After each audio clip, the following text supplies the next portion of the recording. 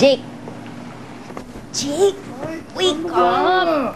Ano ba? Natutulog pa eh. Natutulog pa, ha? Ikaw, nakabalik ka na dito.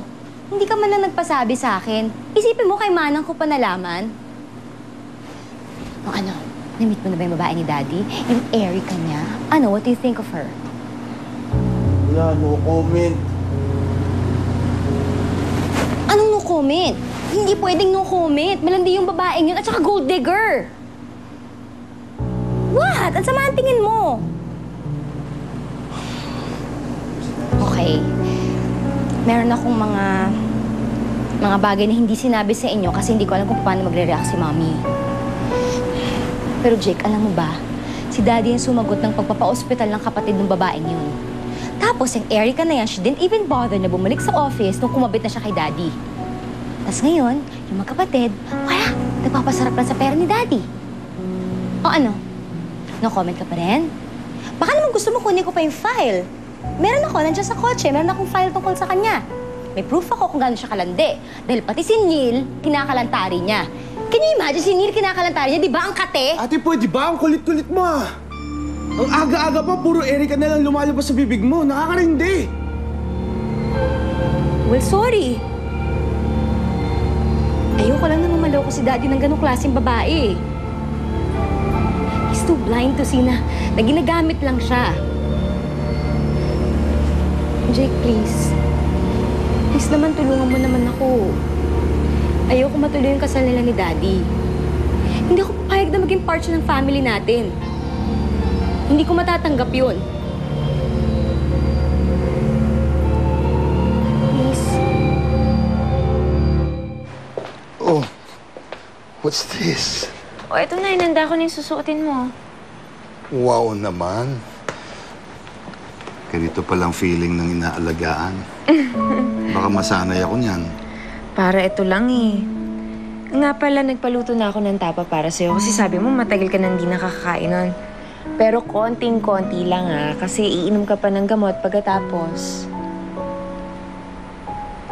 O bakit? Wala. Natutuwa lang ako sa'yo. Hindi ko kasi naranasan to nun eh. Yung nakasikaso.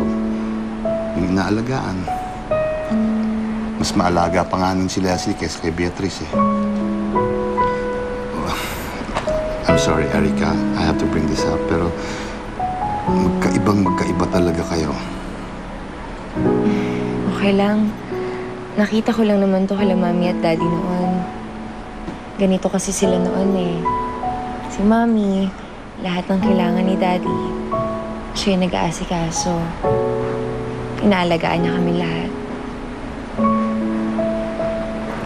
Kaya sabi ko, pag nag-asawa ko, gusto ko maging kagaya niya. I'm sure tuwang-tuwa sa'yo ang mami mo dahil marami kang natutunan sa kanya. Ngayon pa lang, you're already the perfect wife for me.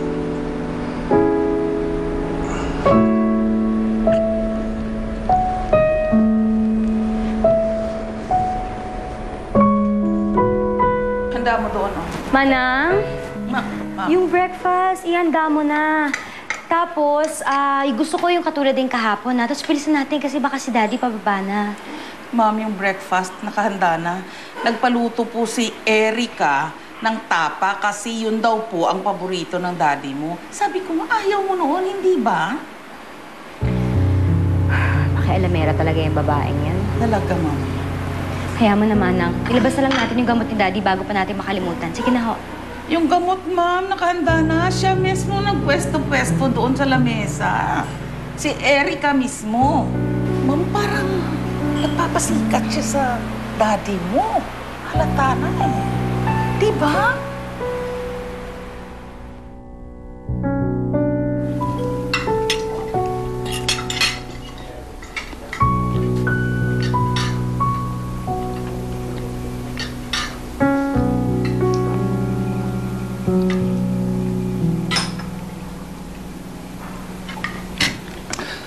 I gotta go. May pag-uusapan pa kami ni Malu before the board meeting. Erica, Thanks for breakfast. Mag-ingat ka. Ate, sasabay na po ako kay Kuya Jaime. Bye. Mag-ingat kayo, ha? Salamat po. Ma'am, oh, sobrang dami nang natira. Sayang, nakakamalas yan. Buisit! Dalhin mo doon sa labas. Hindi naman kasi gusto ni Daddy yan eh. FYI, Erica. Hindi na bata ang Daddy ko. So marami nang bawal sa kanya. And for the longest time, ako nag-aalaga sa kanya. So, akong nakakalam kung ano ang pwede at hindi pwede. Excuse me. Bye, Jake.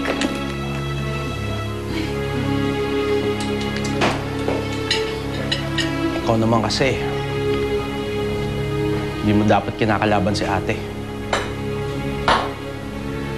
Oh, teka, saan ka pupunta? Teka, may pag-uusapan pa tayo ah. Oh, ano yan?